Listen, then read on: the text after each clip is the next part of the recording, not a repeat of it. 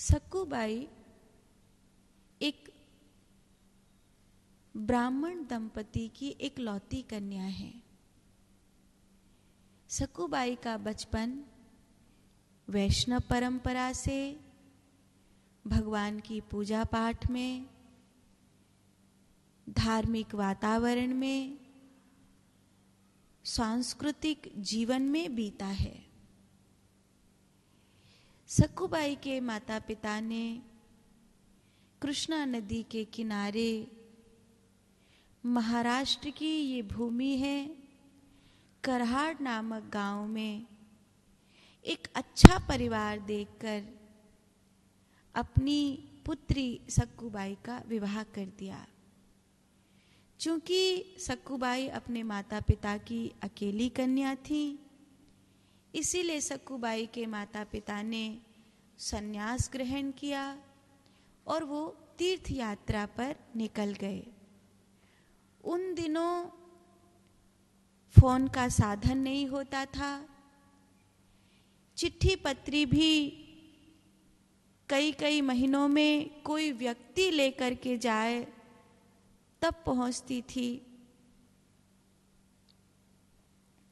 ज्यादातर संन्यास के लिए जो लोग निकल जाते थे, ज्यादातर जो लोग तीर्थ यात्रा के लिए निकल जाते थे, वो कब आएंगे ऐसा कुछ सुनिश्चित नहीं रहता था।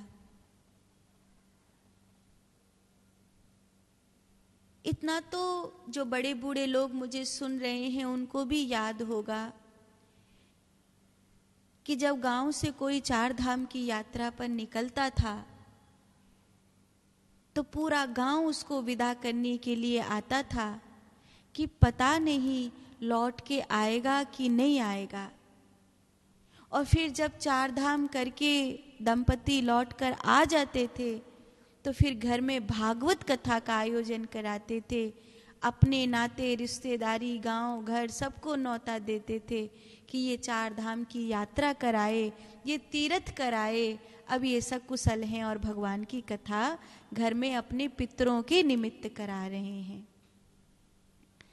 अपने पितरों पूर्वजों को धन्यवाद कर रहे हैं कि जीते जागते अच्छे भले तीर्थ यात्रा करके अब ये वृद्धावस्था में अपने परिवारी जनों की सेवा लेने के लिए, पुत्र पौत्र आदि की सेवा लेने के लिए सकुशलता से लौट कर आ गए हैं।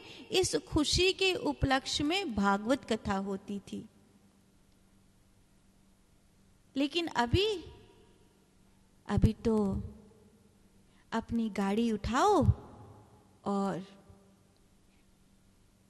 7 से 8 दिन पूरी बद्रीनाथ, केदारनाथ के और गंगोत्री, यमुनोत्री दर्शन कर करा के और घर वापस। तुम 6 महीने पट खुलते हैं, 6 महीने में 4 बार चले जाओ, हर साल चले जाओ।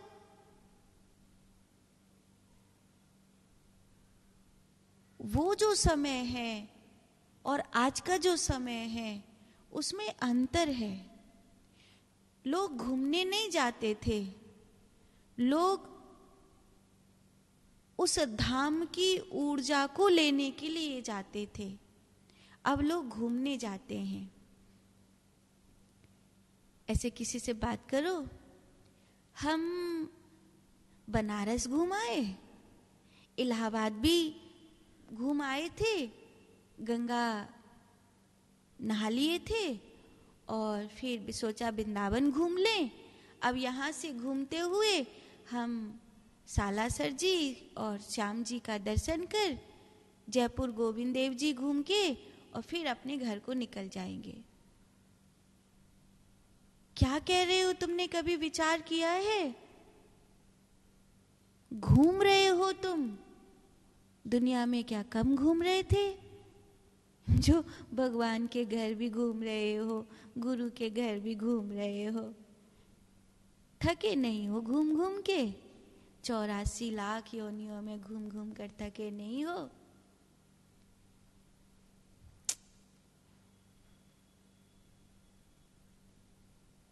धाम जाने का अर्थ है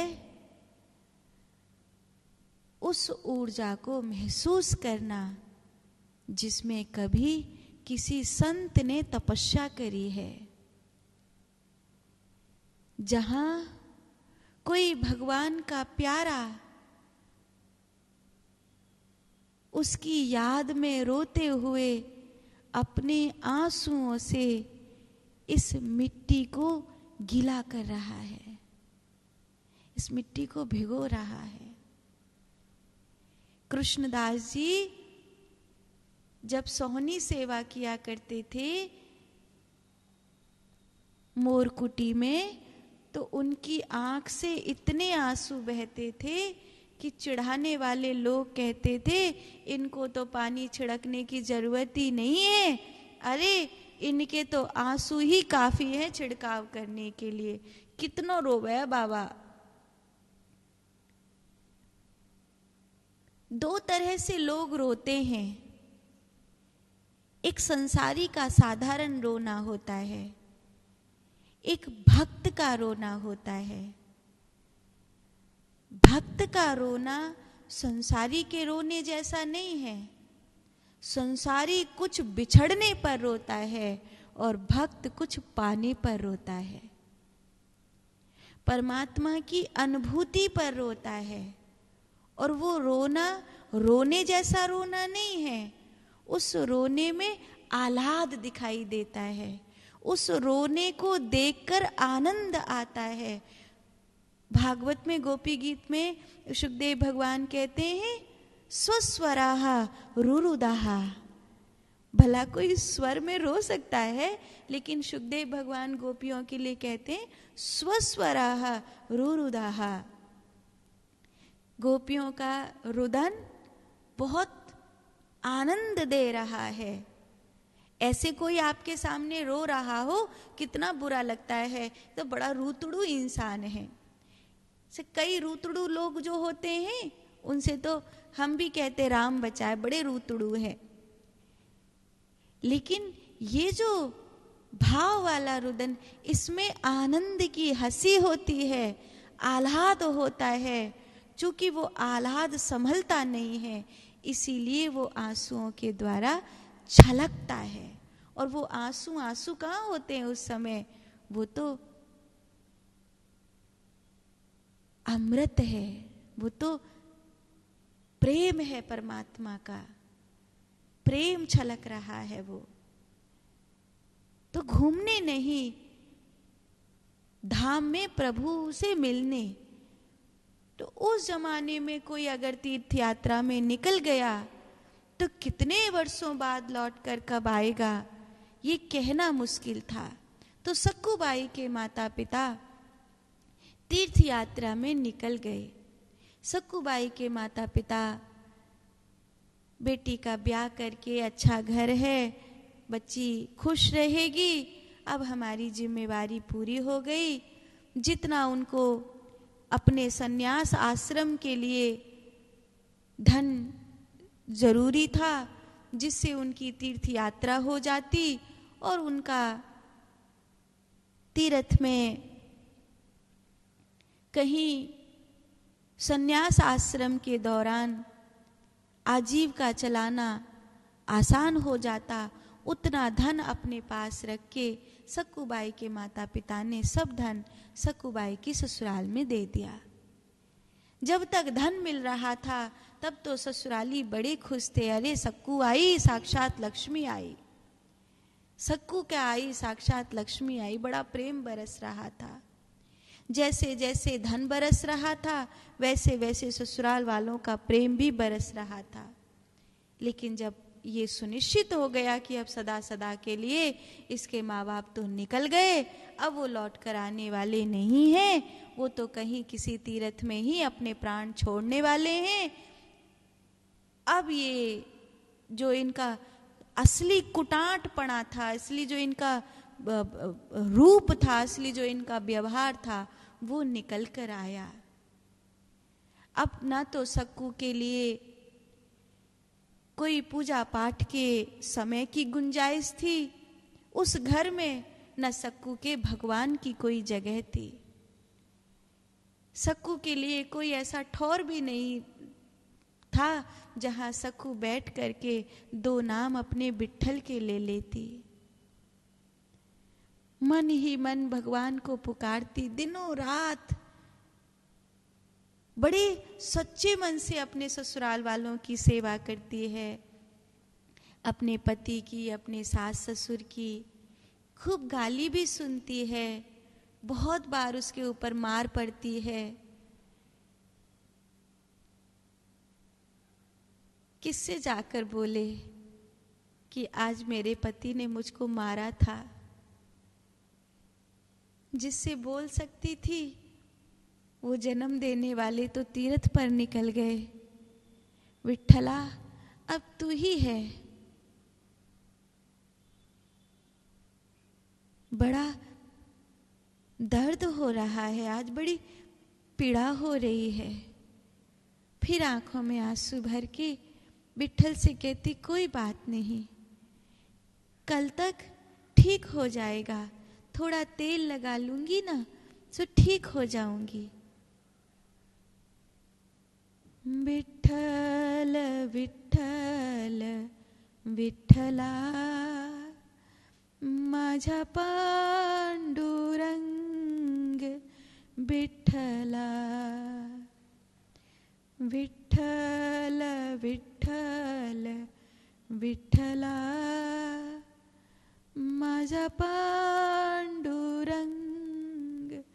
विठ्ठला। प्रभु, चाहे जो पीड़ा हो, पर जिंदगी में एक बार, बस एक बार आपके दर्शन की लालसा है, और कुछ नहीं चाहिए। जीवन में केवल एक बार आपका दर्शन।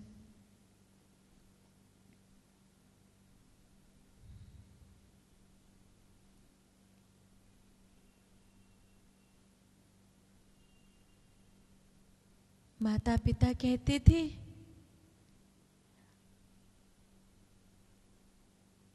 अपने ससुराल जाए ना तो अपने पति के साथ ठाकुर जी का दर्शन करना। लेकिन ये मुझे आपके दर्शन के लिए कभी नहीं ले जाएंगे। फिर भी इंतजार करती है, किसी दिन घर में सब ठीक हो जाएगा, मेरे कार्य की किसी दिन कोई प्रशंसा होगी, मुझे अपने साथ विट्ठल के द्वारे पर लेकर के जाएंगे। बड़े दिल से करती है, सबको खुश करने की कोशिश करती है। रात्रि के चरण दबाने से लेकर पति के शारीरिक उपभोग की वस्तु बनने तक, और सुबह भोर में सबसे पहले उठकर पानी भर के लाना, घर की झाड़ू बुहारी करना, बर्तन करना, वस्त्र करना, सबके लिए भोजन बनाना, भोजन अच्छा बने इसके लिए दिनों रात प्रयास करना। कभी कोई कमी रह गई, भोजन अच्छा नहीं बना तो मार भी पड़ती है, गाली भी पड़ती है। मार और गाली तो ऐसा हो गया है जैसे सुबह शाम किसी को औषधि दी जाती है। वो सोचती है शायद यही मेरे प्रारब्ध की औषधि है। पलटकर कभी जवाब नहीं देती। देखो तो कितनी ढीठ है तेरी पत्नी, घुटुर घुटुर सब सुनती रहती है, पर इसके आचरण में कभी कोई परिवर्तन नहीं आता। न जाने कौन सी दुनिया में खोई रहती है। सास और स्वयं का पति तो दुर्व्यवहारी थे ही। एक दिन तो ससुर ने भी कहनी न कहनी कुछ बातें कह दी। सक्कूबाई जो कुछ मन में भाव उमड़ता है, अपनी ही भूल मानकर, अपनी ही कमी मानकर बस विट्ठल विट्ठल विट्ठल विट्ठल चुपचाप कहीं रो लेती है। विट्ठल विट्ठल विट्ठल विट्ठल, माझा विठ्ठला माझा विठ्ठला माझा विठ्ठला। एक बार कहार गांव में एक भागवत का आयोजन हो रहा है। बड़े सारे लोग आए हैं, शोभा यात्रा निकली है। माँ, मैं इस भागवत कथा में चली जाऊं? मैंने भोर का सब कार्य कर दिया है, अभी बर्तन पड़े हैं। नहीं माँ, मैंने कर दिया, कपड़े वो भी कर दिया, कहीं जाने की जरूरत नहीं है। अरे सब भागवत और भगवान घर ही में होता है, कहीं दुनिया में कुछ नहीं होता। खबरदार, अगर घर से बाहर पांव निकाला तो पांव तोड़ दूंगी बिल्कुल। बड़ा मन कर रहा है भागवत सुनने के लिए जाऊं। भागवत हो रही है, सत्संग हो रहा है, कीर्तन हो रहा है। थोड़ी थोड़ी आवाज तो आ रही है दूर से, पर समझ में नहीं आ रहा है कि एक बार माँ कह दे तो मैं भी सुनने जाऊं, मैं भी कीर्तन करूं, मैं भी वहां पर भक्ति का आनंद लूं। जब से ब्याह करके आई हूं, एक भी दिन सत्संग में नहीं गई हूं। विठ्ठला, माँ को मनाने में सहायता करो ना। देखो कथा पूरी होने को आ गई, एक बार जाने के लिए मिल जाए। आज ठाकुर जी ने सक्कूबाई की सासू का रूप बनाया और वैसे ही तनतनाती हुई बौहें और आकर के बोले, तुझे कथा में जाना है ना, अब तू बैठी बैठी रोती रहेगी, जा चली जा और वहां से प्रसाद जरूर ले आना। तो बड़ी खुश हो गई। माँ ने बोल दिया, खुशी खुशी गई कथा में, खूब कथा सुनी, कीर्तन किया, अच्छा लगा, बहुत अच्छा लगा। भगवान से एक प्रार्थना करी, मेरे परिवार को वैष्णव परंपरा से, आपकी भक्ति से विभूषित हुआ देखूं। मेरे परिवार में सुख शांति हो, क्लेश ना हो, एक दूसरे से झगड़ा ना हो, आपका भजन हो, आपकी भक्ति हो, सुखपूर्वक आपको भोग लगाकर सब लोग भोजन करें। खूब प्रार्थना करी भगवान से कि परिवार में कुछ ऐसा हो जाए। लौट कर आई, प्रसाद लेकर आई, लेकिन यहाँ जो सासू माँ ने ढंग से प्रसाद दिया, पूरे शरीर पर लाल लाल छड़ी के निशान पड़ गए कि मना किया था तो गई क्यों।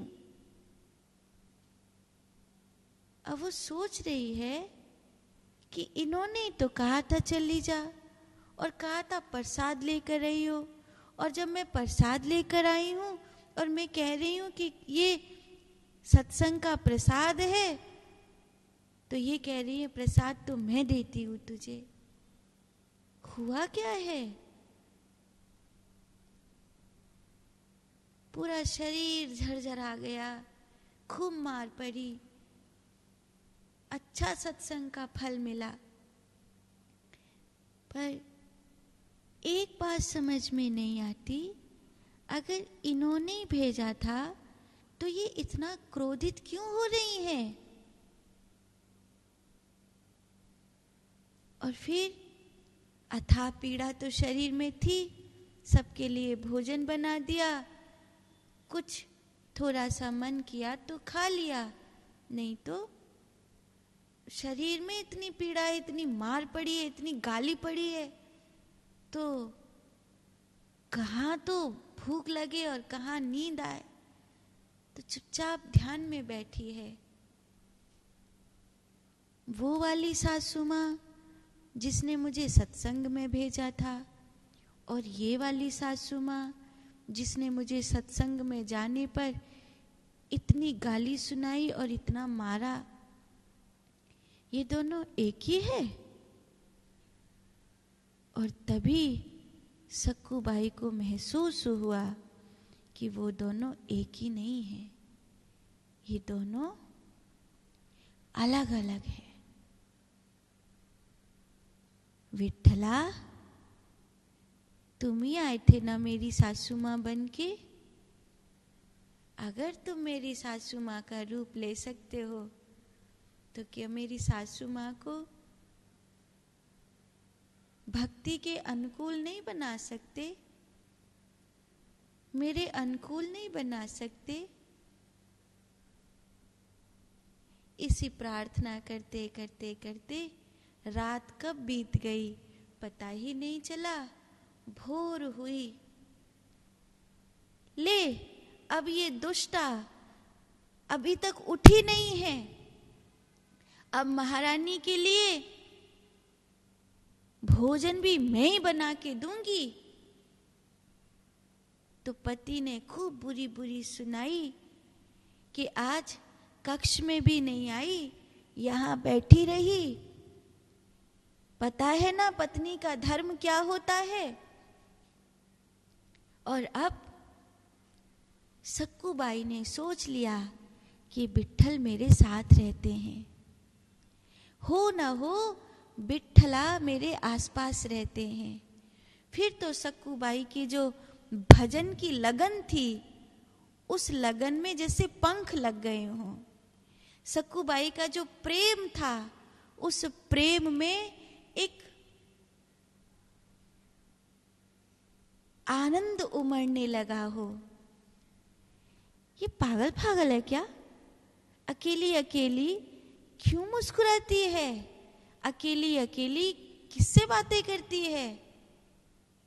अरे हमारे तो भाग्य फूट गए जिस दिन इस लड़की को ब्याह कर घर में लाए। बिल्कुल पागल ही है। गांव के आसपास के लोग कहते हैं दिन भर घर में काम करती है, चरित्र की अच्छी है, रूप स्वरूप की अच्छी है, बोली भाषा की अच्छी है, और तुम्हें अपनी बहू में क्या चाहिए? तुम्हारे बेटा के अनुपात में तुम्हें बहू बहुत अच्छी मिली है। जाओ जाओ जी, ज्यादा प्रशंसा करने की आवश्यकता नहीं है। तुम क्या चाहते हो? मेरा घर फूट जाए, मेरा घर टूट जाए। अरे जाने कैसे कैसे संभालती हूं अपने घर को। कुछ तो परिवार की प्रसन्नता के लिए सक्कू की निंदा करते, और कुछ जो सत्य बोलने की हिम्मत रखते हैं, मुंह देखी बात नहीं करते, वो सक्कू की अच्छाई के विषय में भी बताते। सक्कूबाई का जीवन कैसा है, पूरा गांव ये बात जानता है। आसपास के क्षेत्र में भी सक्कूबाई की भक्ति, वो जब कृष्णा नदी पर पानी भरने जाती है और वहीं वस्त्र धोते धोते, काम करते करते जो भगवान के गीत गाती है, जो पुकारती है भगवान को, मानो वहाँ की हवाएं भी सक्कू को धन्यवाद देती हैं कि कोई ऐसी भक्ता आई है जो प्रभु के गीत गाती है। जितनी देर सक्कू वस्त्र धोती है नदी पर आकर, जितनी देर सक्कू पानी भर के ले जाती है, उतनी देर भगवान के गीत गाती है। माझा विठ्ठल। संत कोई निकल कर जाते हैं ना, तो सक्कूबाई के घर आते हैं।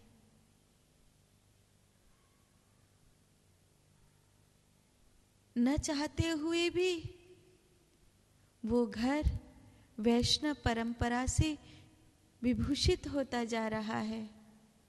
ससुराल वालों के इतने दुष्ट प्रवृत्ति के होने के बावजूद